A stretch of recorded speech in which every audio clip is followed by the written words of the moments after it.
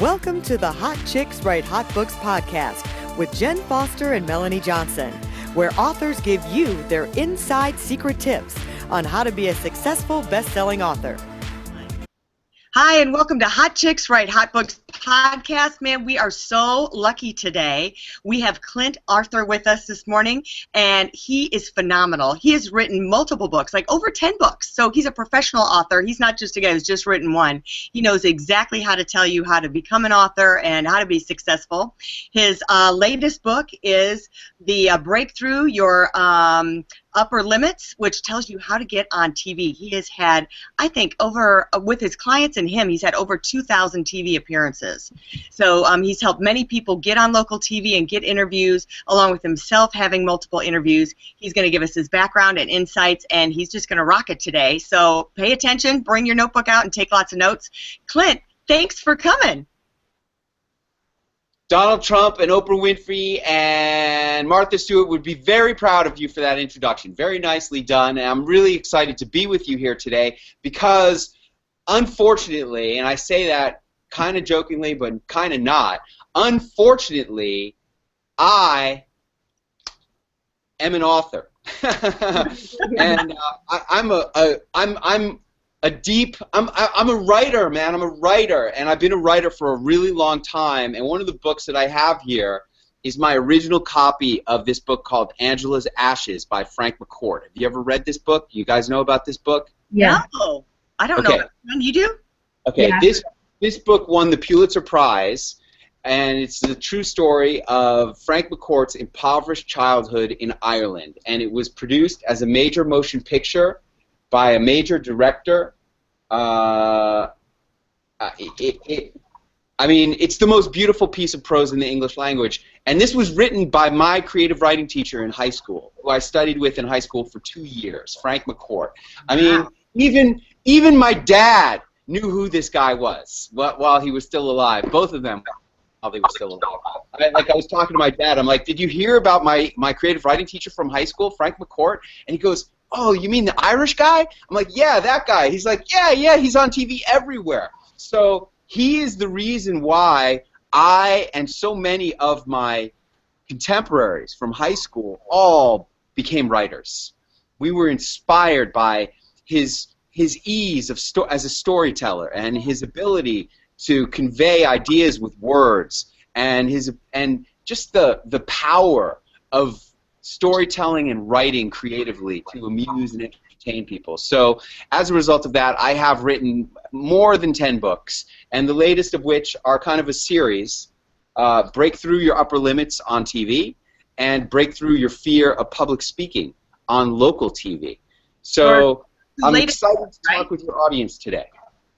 Right. Well, tell us a little bit about your background and where you went to school and how you got started and how your career took off.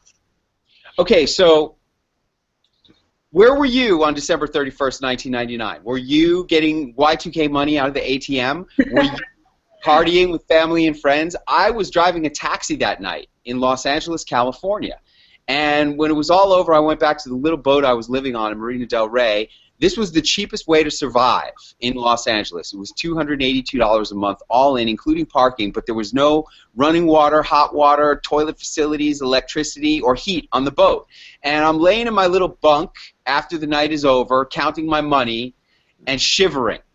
And because it was cold on the boat, and I had all my clothes on, I was under my down comforter, and I had my little pile of 5s and 10s and 20s. $513 I made on New Year's Eve of the millennium for driving a taxi. And that's when I started crying, because I was thinking back about my journey and how did I become a taxi driver on that night, that memorable night, when at that moment, man, I was so terrified that I was never going to get out of being a taxi driver anymore. And how did that happen to me? Because, as I said, I went to school and I studied with a Pulitzer Prize-winning author who inspired me to become a great writer. Then I went to the Wharton Business School, where I was inspired by another great author, that would be Donald Trump, #1 multiple best-selling New York Times best-selling author. And after I graduated from there, I then saw a movie called She's Gotta Have It by Spike Lee. Have you seen that film? No. Oh my God, that's a great date night movie, ladies. All right, I'm You putting it gotta on have it with Spike Lee. list. You will like that movie. Watch that with a date. So, All right, tell us the name of it again so we have it, so everyone knows. she's got to have it. He's got to have it. All right. We're going to put it on the website. It's like a fake documentary about a nymphomaniac. And Spike Lee wrote that movie. He co-starred in that movie. He produced it, made a bunch of money, became rich and famous from it, and he inspired me that was what I wanted. I wanted to write and direct and produce and be a movie star. And so I moved to LA and started banging my head up against the brick wall of the Hollywood dream for more than a decade. In fact, by New Year's Eve of the millennium, I was entering my 12th year of pursuing the Hollywood dream and my 6th year as a taxi driver. Yeah. And that's when I started crying, because I realized at that point one of the pledges in my fraternity, where I was the pledge master, was already a director at Goldman Sachs making millions on Wall Street, and here I was trading my New Year's Eve of the millennium for $513. And that night I swore I was never going to write again. That night I burned all my screenplays and books. I've written 30 screenplays and more than 10 books then. And I burned them all in the trash can and said, that's it. It's not worth it. I don't want to do it anymore. If being a writer put me behind the wheel of a cab and ruined my whole freaking life, why am I doing this? And I quit writing, and I dedicated myself to changing who I was and how I was going to show up in this world. And I did it with personal growth. I did every kind of personal growth work you could do. I walked on fire with Tony Robbins. I did Toltec wisdom studies with Don Miguel Ruiz. I did men's power circles and ceremonies. I did everything. And sure enough, as I changed on the inside, so did the outside circumstances of my life begin to change. I got out of taxi driving about a year later, and I got into the gourmet food industry. And sure enough, once I started making money in gourmet food, I met a beautiful woman. Her name is Allie, and we've been married now for almost 12 years. And luckily for me, she believed in me more than I even believed in myself. In fact, she inspired me to get into real estate. And I didn't know anything about real estate, so I bought more self-help stuff. I bought Carlton Sheets, I bought Rich Dad, Poor Dad, and soon I bought a fix and flip, I bought a tear down, I bought vacant lots. By 2008, I was quite fat and happy on the money I had earned from real estate and gourmet food. And I was at a men's self-help campfire in September of 2008, and the shaman points at me through the yellow and orange crackling flames of the fire, and he goes, "You don't know it yet, but you're already dead." And I said, "What are you talking about, man? I'm the most successful guy on this team. 8 years ago I was driving a cab. Now I'm a millionaire. I was living on a little boat. Now I live in a mansion." He goes, "You're already dead. You just don't know it." No. And I didn't know what he was talking about, and I couldn't stop thinking about what he said. And I mean, for months, that's all I thought about. And it came to be New Year's Day of 2009. I woke up, poured a mimosa, pulled out a pen and a pad of paper to write my goals for the year, as I had grown accustomed to doing when I became successful in business. And I asked myself a question inspired by that shaman, and the question is, if this was going to be the last year of my life, what would I want to accomplish? And I was blown away, because I hadn't written a word in 8 years, because I had sworn off writing. And the first thing I wrote down on that list in 2009 was, I got to write my book about what I learned at the Wharton Business School that helped me to become successful as an entrepreneur. Because my daughter was 13 years old at that time. And believe me, she wanted to know nothing about business or anything I had learned in my life. She couldn't care less. All she was interested in was Marc Jacobs purses and shoes at that time, which was rather precocious of her, I would say. But nonetheless, I wanted to preserve the wisdom that I had learned at Wharton for her. And in just a few short months, I had written this book, What They Teach You at the Wharton Business School, and I wrote it for my daughter. And to this day, a lot of people tell me they like to give it as a bar mitzvah present to kids getting confirmations or bar mitzvahs, because it's intended for that audience. Yeah. And you know, it was a real important lesson. I just want to touch back on this, that it wasn't really the writing. When you burned all your writings, it wasn't the writing, it was you. It was inside of you. It was making you better, that you had to become a better person, and it was your mindset that really changed you. Very true, very true. And, you know, I still didn't have the mindset. You see, being a writer is one thing. Writing is the easy part. I'm sorry to say that the writing part is actually the easy part. You know, today all you need to do is get a free conference calling line at freeconferencecalling.com and record your audio. Just speak into the phone or record a voice memo on your iPhone and have it transcribed, and that's a real nice way to write a quick book. I mean, in fact, this book right here, I dictated into my iPhone in 5 hours in a hotel room in New York City. Yeah. Like, would it be okay for us to include our YouTube Live transcribed into our book? Why not? All right, thank you. Yeah, why not? It's so easy today. And this book is like 100 and I can't see. It's like 150 pages long, and I wrote it in 5 hours. That's awesome. So that's amazing. You know, that's so encouraging to hear for other people to know. In 5 hours, you can have a whole book written. It's true, and it's really about stepping up, and you make a list of all of the things that you want to write down, and you just go down the list and you talk about each thing that you want to talk about for a few minutes, 5, 10, 15 minutes, whatever.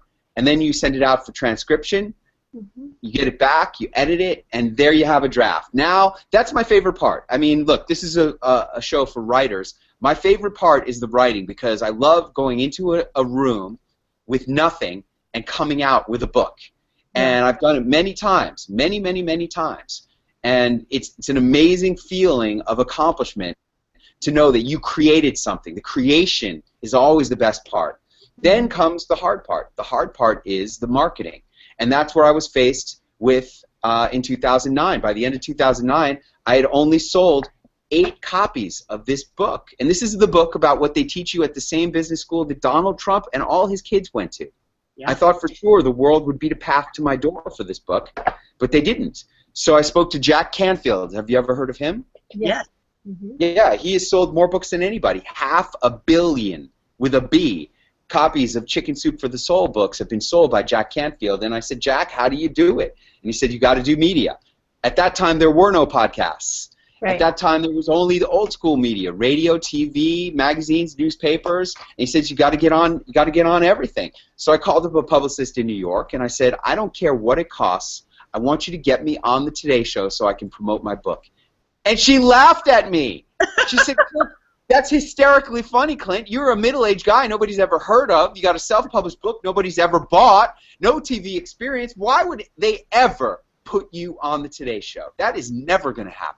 You got to go on local TV. I said, all right, how much does it cost to get me on in New York or in LA? And when she stopped laughing at me the second time, she said, I think I've got you figured out. You're not really a business author. You're really a comedian, because that's the second hysterically funny thing you've said to me in 30 seconds. They're never going to put you on in LA or New York. You're a middle-aged guy nobody's ever heard of. You got a self-published book nobody ever even bought, no TV experience. They're not going to put you on in the #1 and 2 markets in America. That's like the same as going on national TV practically. You got to go to little tiny cities. I said, what do you mean, like Salt Lake City? And she goes, exactly. That's what I mean. I said, all right, well, let's see you do that. A couple days later, I get an email from her. It says, I need your credit card number. I've booked you on TV in Salt Lake City, Utah, and that'll be $1,500, please. And if you want any more of these little shows, I'll book you on any city you want outside the top 10 markets for $1,500 a piece. So I went to Salt Lake City expecting to be awesome, expecting that the next day the Today Show would call me because they would hear how great I was, when in fact I actually sucked. And it's a lucky thing I wasn't on the Today Show, because I know I would have sucked worse if not actually peed my pants. And so I sucking to not sucking. So I called up this publicist and I said, get me some more. I want to learn how to be good on TV. She goes, sure, how many more you want? I said, get me 3 more. I spent a total of $6,000 on my first 4 TV appearances in less than a month, and they all sucked. And I'm looking at them with my wife in the living room of our old house, and she goes, you really need to do a lot more TV if you're ever going to make it to the Today Show, because you suck. And I'm like, tell me how you really feel, baby. Yeah, really. Don't really. Thanks for holding back. So then I go, okay, I'm going to call this publicist and get her to book me on 10 more. And she goes, whoa, whoa, whoa. Do you have to keep paying this lady? Why don't you book yourself on these shows? So I tried booking myself the next morning, and this is what happens. You've reached WXYZ Newsroom. For breaking news, press 1. For news tips and story ideas, press 2. Now look, this is what they teach you at the oldest business school in the world. There's no breaking news in here. I still pressed 1 anyway, and I had many news producers and assignment editors slam the phone down in my ear. Yeah. This is for breaking news. This is important stuff. What are you doing? It took me months to figure out how you book yourself on TV. And the first place I booked was a little tiny show in Biloxi, Mississippi. Wow, that's little, baby. That's little. A little tiny show in Biloxi, Mississippi. And it was slow going. I booked 7 shows my first year doing this, 20 more my second year. My 32nd television appearance was on NBC New York. And let me show you the book that I used to promote myself onto that show. That was this book, The President's Code, Common Traits of Uncommon Leaders. And all that existed when I got booked on the show was the cover. I only had the cover. I didn't even have the book yet. I wrote the book only because they booked me on the show. Awesome. No way. Yeah, way. And That's and you know, most of it is from the whitehouse.gov website. These are the biographies of the presidents. Awesome. Most of the book is that. Oh my I God. only wrote this book to generate publicity, and I'll be getting more of it this year with the presidential elections coming back around. Let me ask you, when you got your first bookings that you called yourself, were you talking to the news director still? Were you talking to a special program that they had, like a morning show that was like a softer show that you were on? So who was the key person that you were getting to? The producer who books the guests. Yeah. That makes sense, right? Hello. And really, you know, that's really all you need to do is, like, you know, think about it. It's a sales call. Yeah. Getting on TV is a Yeah. sale. What are you selling? You're selling you as a product, and what are you getting for it? You're not getting money. They don't pay you to go on TV. They give you something more valuable than money. They give you celebrity, which is the most valuable commodity that any author could possibly get, especially if you want to write a biography or your memoirs. Nobody, unless you have the greatest prose in the English language and you're going to win the Pulitzer Prize because your writing is so beautiful, no one is going to buy your memoir Right. unless you're famous. Mm-hmm. But So- like for you, they bought your knowledge, your insight, your expertise, which I think is really important. Yeah, 8 people bought what they teach you at the Wharton Business School when I was nobody. Once I started becoming somebody, then people started buying this book. Once I started going on local TV news and talk shows. And ultimately, when I got to my 57th television appearance, and this is, look, there's a couple of things that I want everybody in this audience to understand, and that is, television is not a get-rich-quick scheme. Even if you got on Good Morning America tomorrow, you probably would not have what it takes to get rich off that one appearance. Number one, you usually don't make a lot of money on a book. Now, if you self-publish on Amazon and they do some kind of a love letter segment about your book and how awesome it is and how it will cure cancer, then maybe people will go out and buy your book on Amazon and you can make some money. And I have. I've had months where I sold 27,000 copies of my book. Mm-hmm. And that book is... That's awesome. That's That great. book is very, very modestly titled The Greatest Book of All Time. But you have to write a book called The Greatest Book of All Time to sell 27,000 copies. And the reason why... Look at your book cover. I'm noticing this to show people. The letter and the font they use for Time reminds me of Time magazine. Yeah. I got that. Now, I had this design created for me on 99designs.com. Nice. Oh, Okay. that's a great tip to make people know to go there for a book creating their book cover. Mm-hmm. Yeah. But you have to guide them. It's Yeah. not like, you know, sometimes you'll do 99designs.com and all the entries will suck. Yeah. You have to really be able to guide them in the creation of your book cover. So, you know, you can make money with your book. I've made a lot of money with this book. I've made a lot of money with many of my books. However, the real money in books is from the credibility and the positioning it gives you as an expert in your topic and the ability to generate coaching revenues and consulting revenues as a result of that. wit, right there. to wit, I would like to bring up one in point, all right, and then I'll shut up because I know I've been talking a lot. No, that's good. We like that. This book right here, I went to a conference about 1.5 years ago, and I went out to dinner with some guys from the conference. Now, you could say that those guys were prospects. They were potential customers. And, of course, I talked about my TV publicity training and how I teach people how to become celebrities by going on local TV. And no one enrolled that night, even though many times when I go out to dinner with people, by the end of the dinner, they will enroll in my $10,000 Celebrity Launchpad training program because it's such a compelling value, and I've had 100% success with my clients. But no one enrolled that night. The next morning, I got a text message from one of the guys from that dinner, and it said, "Can you meet me for breakfast in the coffee shop of the hotel?" So I go down there, and he's got his iPad at the table with him. And I sit down at the table, and he goes, "Look, I'm reading your book." And it was this book. And 30 minutes later, he had enrolled in an $18,000 advanced coaching program with me. Awesome. Now that shows you the power of a book to transform a prospect into a customer. Yeah. That's what you call credibility in the marketplace and becoming an expert. It's a lot of things. It's a lot of things. You know, the book is a way for you to put your voice into the person's mind. And you can manipulate their mind in a very powerful way if they're willing to commit to just allowing you to put your words into their mind like that. So it's a very powerful force. Yes. Well, it gives you the credibility that you need to have that platform so you can sell something like that. Well, and they can now. Would you say that that has propelled your business just by having your books? It's totally changed your business model and changed your business, doing consulting and things like that. Had you even thought about doing that when you wrote your books? I had not. I had no coaching Well, let me revise that. One of my books, see, the greatest book of all time is the product of a seminar. See, what happened was when I said to myself, if this was going to be the last year of my life, what would I want to accomplish? That stepped up everything in my life.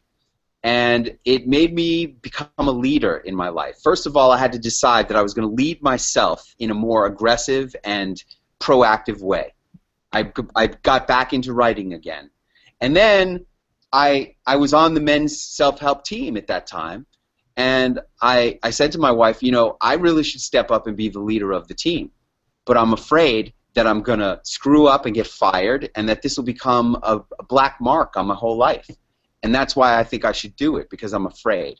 Because I believe that from what I learned with Tony Robbins when I was doing all my intense self-help, if you're afraid, you must. I believe that. So, and then in the men's divisions, we have a saying that fear unconfronted becomes doubt, and doubt kills the warrior, which is another way of saying if you're afraid, you must. So I stepped up and I got elected to be the leader of the men's team. And I said to the guys, listen, guys, I'm living this year as if it's going to be the last year of my life, and I want every one of you to make a list of all the things you would want to do if this is going to be the last year of your life, and you're going to do it too. We're all going to do it together. And that year we all did it together, and it was so amazing that I said, I want to do this with the world. And I started promoting this experience of living the last year of your life.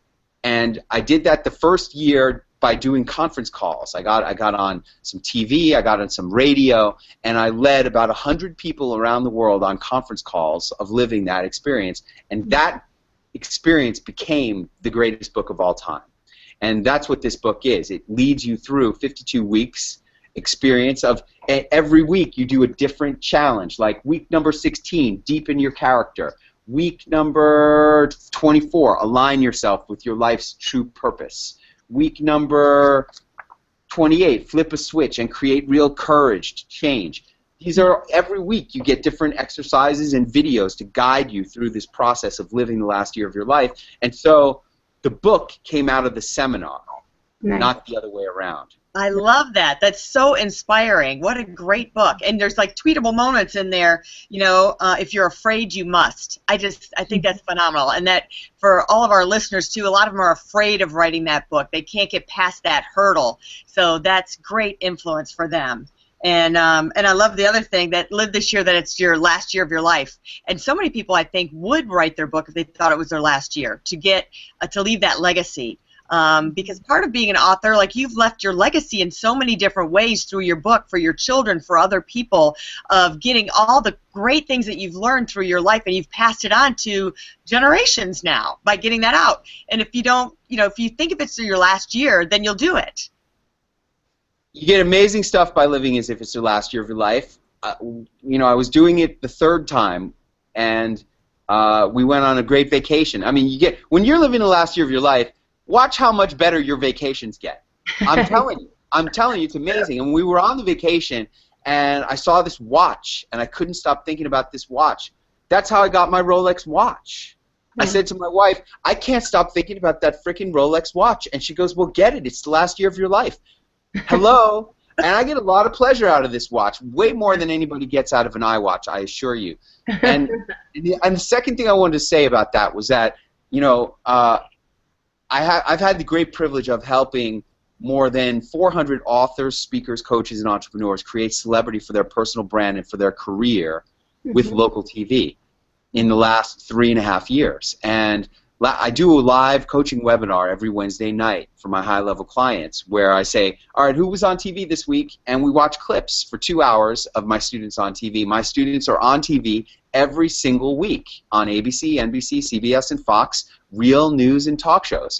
And last night, one of my students is this man named Ayinde. And if you're a fan of Millionaire Matchmaker, then he was probably your favorite bachelor on season 3 of that show. Or if you saw him on season 5, you probably hated his guts because the editors made him look like a real jerk in season 5. He happens to be a really nice guy, I can tell you for sure and for real. So does that mean he's still single? What? I said, so does that mean he's still single? He is still single, yeah. He is still single, and he's a tech entrepreneur in Venice Beach, California. And I said, tell me, man, what has been your experience? I mean, you've done a lot of TV. What's been your experience thus far in this training program? And he goes, Clint, I'm at the risk of sounding like I'm kissing butt. I want to say that your training program has probably saved my life. And I'm like, what? And he goes, I realized that because the editors made me look bad in season 5, I stopped smiling because I didn't want people to recognize me. Oh, man, that's so sad. Isn't it sad? And yeah. he goes, because of your training, and I emphasize, like, I mean, I have a workbook that I give my students when they come to the $10,000 Celebrity Launchpad event. And I say, on many pages of that workbook, all it says is smile more. Yeah. Because smiling helps you to be more likable. Smiling makes you attract people more. Smiling makes you happier. Smiling makes your kids like you more. It's an amazing thing. It makes you like yourself more. Yeah. And it's my emphasis on smiling. And if you notice, when you watch national TV shows with guests who are experts or celebrities, very often they'll be smiling and laughing on these shows because that's what you have to do. And so it's my smiling and my emphasis on smiling that made such a big difference in this person's life. And that is so rewarding for me to hear that I'm changing people's lives on the personal side, right? Or when I hear that I'm helping them to be more in touch with their mission on this earth, like they believe that they have a big mission. Like one of my clients is MJ Jenkins. Let's see if I have her book here. I'm sure I do. Here's her book. I helped her with this book. In fact, my wife came up with the title, Think No Pink. She's a breast cancer survivor. And she's like, what I hate about breast cancer is pink, pink, pink. She goes, when I was going through my breast cancer ordeal, I just said, I'm not going to think about pink. I'm not even going to think of myself as a cancer patient. I'm a survivor. And that's her message. Think no pink. Don't let cancer overtake your life. You can rise above it. And, this is a very important and powerful message. And, she was on so many appearances last year, and she'll continue to be on more appearances. And it just is such an impactful thing on people's lives. When you have a real message and you want to get it out there, nothing is more powerful for accomplishing that than TV. Yes. All right, give us 3 things. You said marketing is the hardest part, the writing is the easiest part. Give us 3 of your top tips for marketing your book. Okay, so the number 1 tip for marketing your book is you got to be somebody special. And how do you There's no way to sell books unless you are somebody special. They have to think of you. Now, my mentor, Dan Kennedy, you know, I'm the GKIC Information Marketer of the Year. The K in that GKIC is Dan Kennedy. And Dan Kennedy says that if you're not whoing, then you are doing the wrong thing. Dan Kennedy's got so many best-selling books. I've bought so many of his books. I bought one book, like it's a collection of Dan Kennedy's advertisements that he's written over the last 40 years. It's a multi-binder set of his books that I paid $3,200 for. So that shows you the value of the written word and what it can be worth if it's marketed correctly. And he says if you're not whoing, you're doing the wrong thing. You must make yourself a more important who in the eyes of your customers and prospects, certainly if you want to sell books. Yeah. So that's number 1. Number 2, cover. You've got to have a great cover. You've got to have a great cover. I know they say you don't judge a book by its cover, but we do. Yeah. And you have to have a book that looks like it's a book. And what I do is I like to, like when I was coming up with the cover for the President's Code, I said, I found, like for those of you who are online right now, you can look at SEAL Team 6.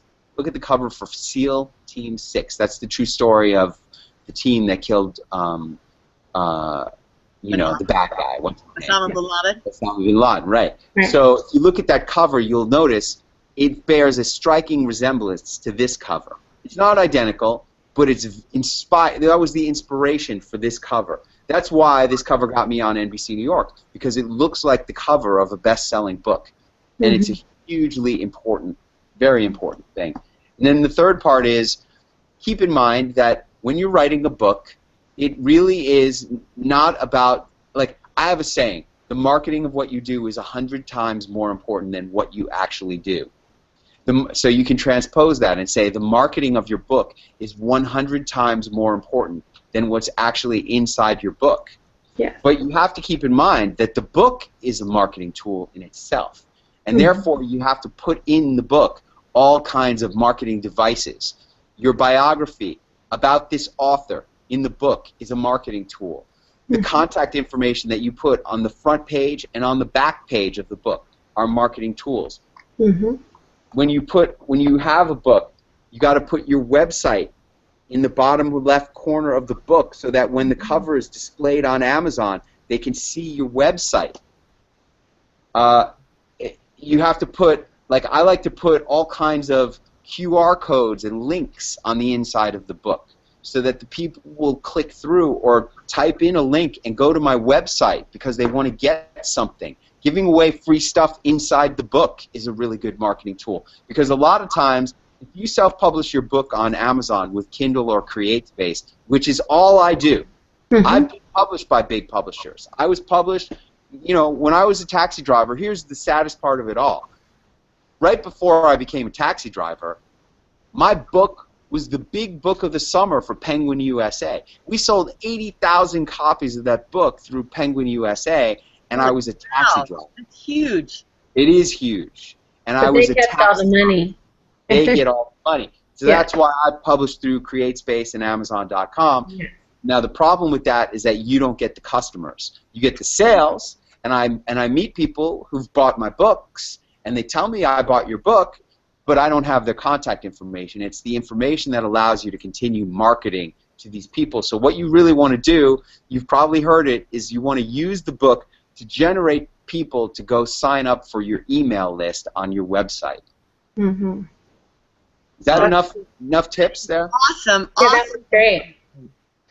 That was great. Well, Clint, we saw you at an event. You spoke in San Diego a couple years back or a year back that we saw you.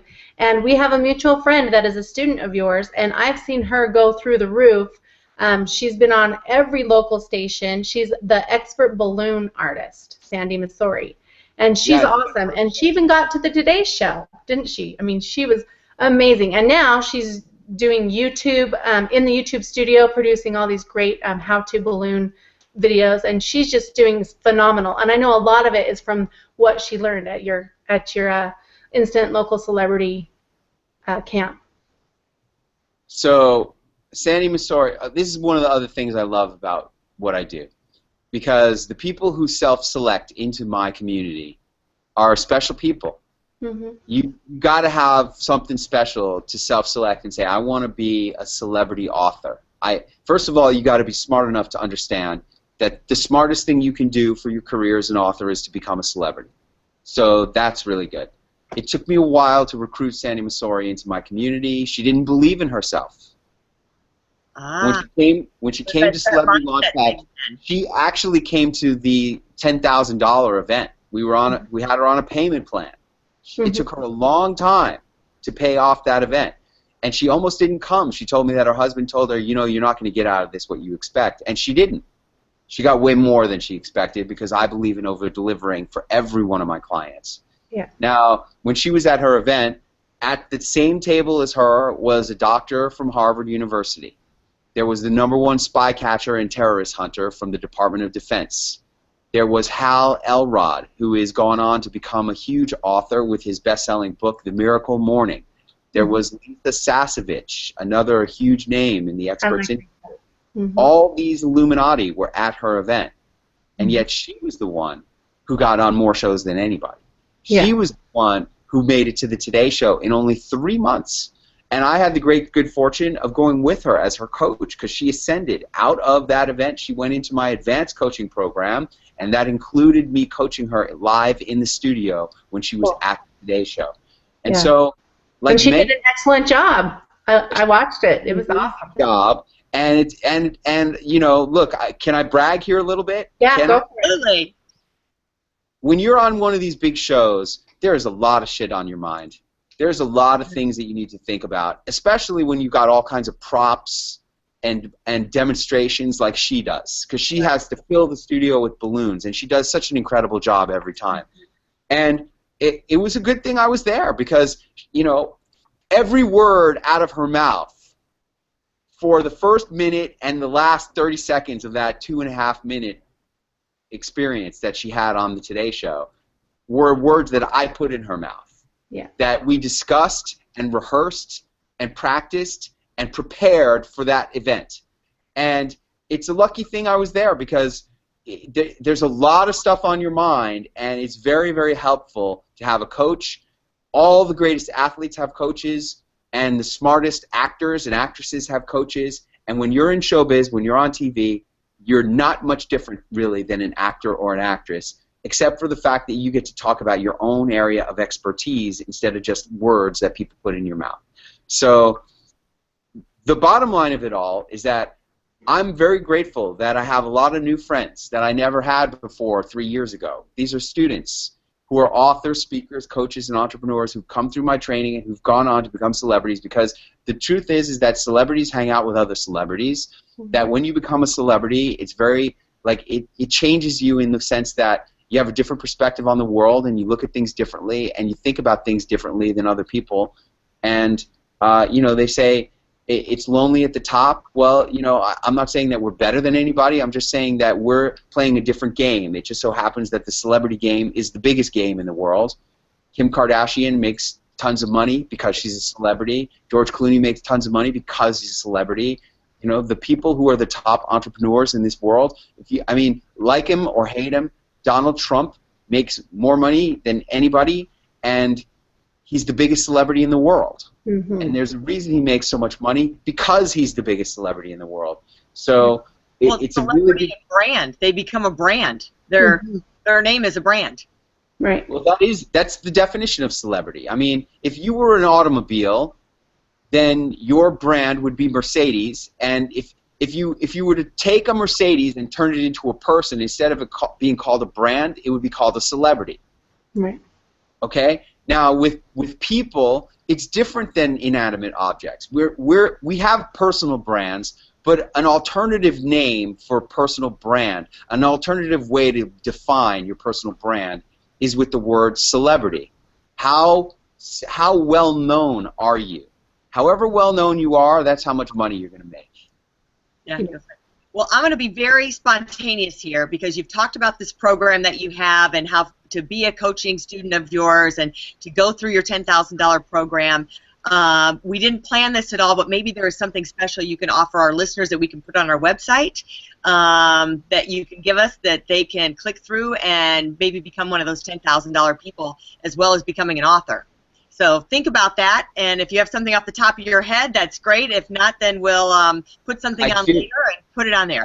I do. I really do. One of my students is the top headshot photographer in Hollywood.